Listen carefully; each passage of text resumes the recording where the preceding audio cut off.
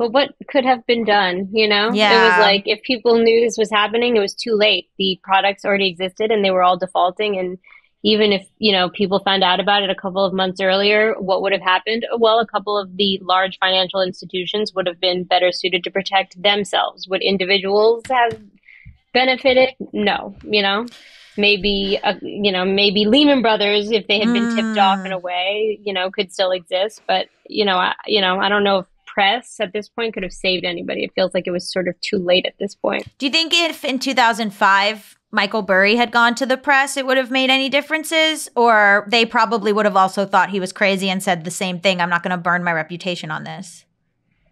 Well, it's funny because it sort of reminds me of like COVID, right? Which is like Mm. if you stave off a problem, like if people were saying COVID was really bad and everybody stayed home and prevented it from getting bad, everybody would be like, well, that was stupid. It wasn't even that bad. Right. So the problem with people is that if you stop or prevent something from happening, the assumption is that something bad was never going to happen in the first place.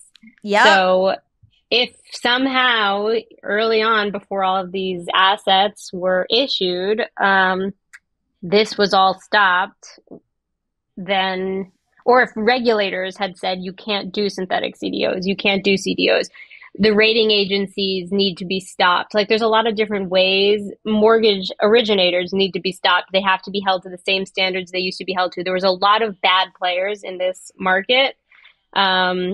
And if, those bad behaviors had been stopped, Hmm. then yeah, this, never would have happened. But everybody got so loose because there was so much money to be made.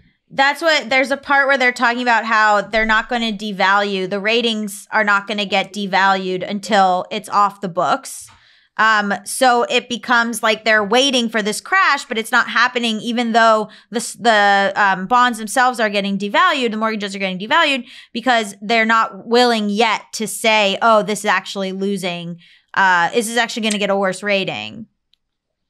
Because the problem with this is that entire pension funds and banks and portfolios, their entire investment strategy is based on the rating. Right. So if you start saying, oh, their AAA assets are actually rated double B, then, their collateral is all out of whack and it's a massive, massive problem for everybody. So they wanted to sort of stave off all of the ramifications of a downgrade, I think.